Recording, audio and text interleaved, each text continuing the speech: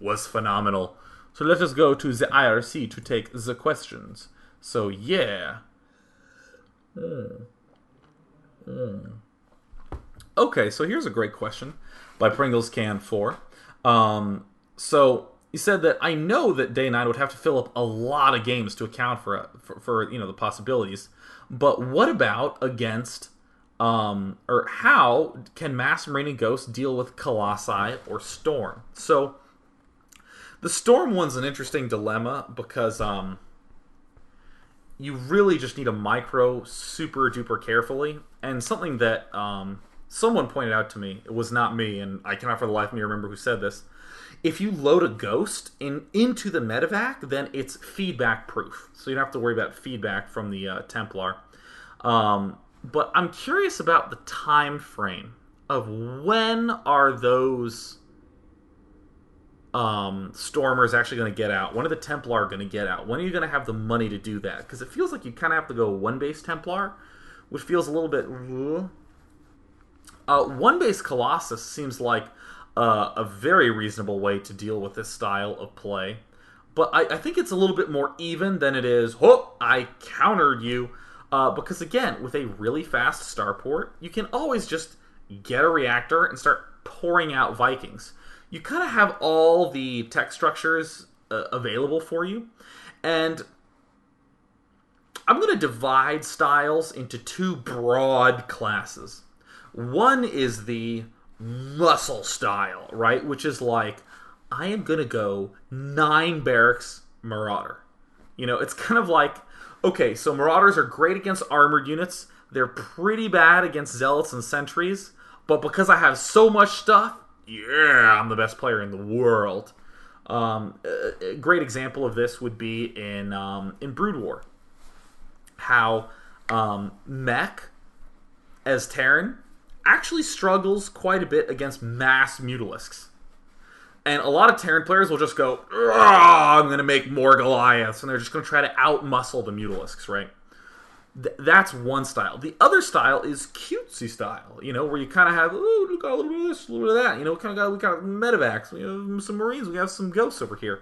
And that works out great. It relies largely on control, but you have to be careful that you are aware of all these transitions. So I would say that very clearly with the Colossi, you just have to be aware that the Colossi are coming. The delayed Reaper is good for that. We even saw Braddock spend some scans checking out his opponent's base. So, excuse me. As I said at the start of the cast, I exercised twice last week and my body physically cannot handle it. So I've been falling asleep all over myself. And plus, I'm just so boring. Oh my god. So the Colossi, I would be curious how that turns out. I saw In Control do a nice job of using Colossi against QXC when something very similar happened. But I still think that there was some more wiggle room there. There was more that QXC could have done there. So, yes, indeed. Oh No's -1 says, with how much damage Marines deal and EMP, do you think +1 armor would be a good way to react? Guardian Shield plus the 2 armor on Zealots would make the Marines deal 2 damage, low enough to get in there and melee. That is very, very, very, very interesting. That's one thing that I think was clearly underused in the games we saw, was the Guardian Shield. Need a lot more Guardian Shield. +1 armor is such a fascinating comment. Wow. Because it's so funny. I mean, with Brood War, you just kind of got attack first. With the one exception of Zerg, where you just kind of got armor first against Terran, but against Protoss, you still got that range attack for the Hydralisk. And it's important to question that, and to make sure that you're not just sort of falling victim to that. Because, for instance, now in StarCraft 2, they changed the way that shield damage operates. So now I'm kind of going, maybe I should be investing in shields a little bit more often. So I would definitely think that fast +1 armor might make a lot of sense there. Wow, yeah. Because, I mean, for instance, the reason that you really didn't get armor against a meching Terran first as Protoss is that siege tanks do 70 damage a shot in Brood War. you want to do 69 damage a shot? Sure, go ahead. You know, it's better to get, you know, your zealots and your dragoons doing 2 extra damage so you can kill things in 1 less hit. It's a lot better. But here, yeah, exactly that point. If it's going from 3 damage a shot to 2 damage a shot, that's pretty awesome.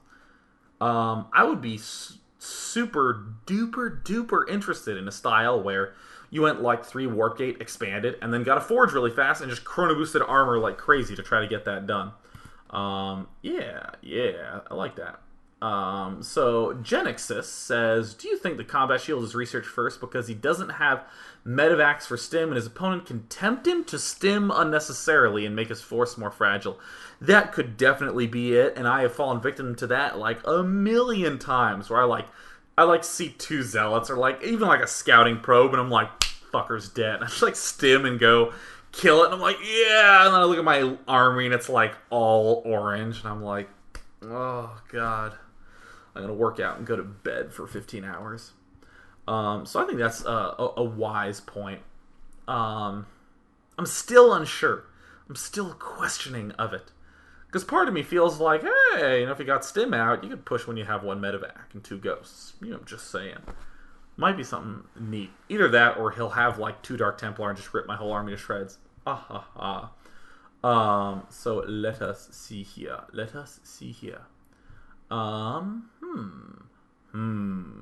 So day 9.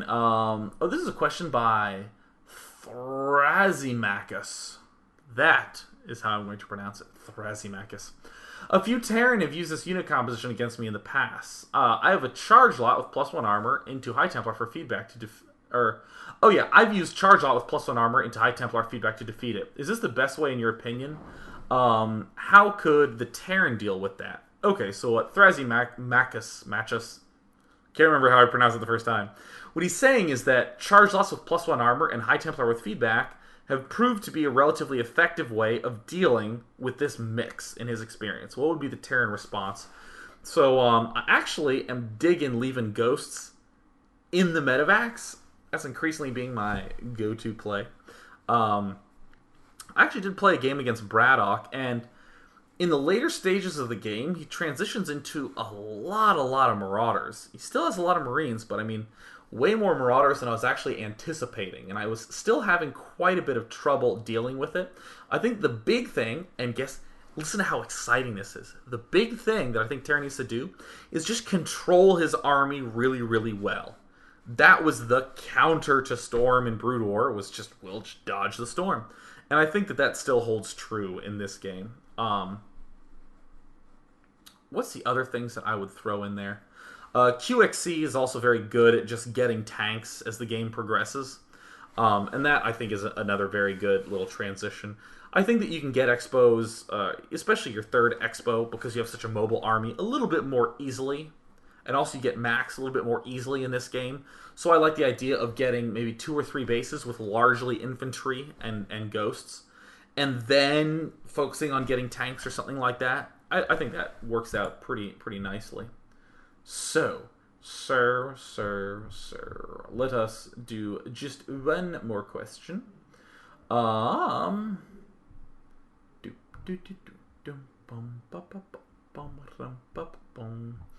yeah, getting a lot of questions about High Templar with EMP.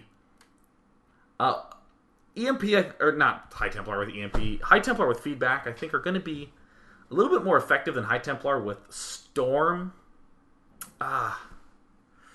That's tough. High Templar are expensive. You're pretty much committed to Zealots and Templar, and the pace that push comes out makes me question if you'd have enough. I would go test it in the build order tester. Because here's the thing. Actually, I'll end with this, because this is a damn good way to end things. You know your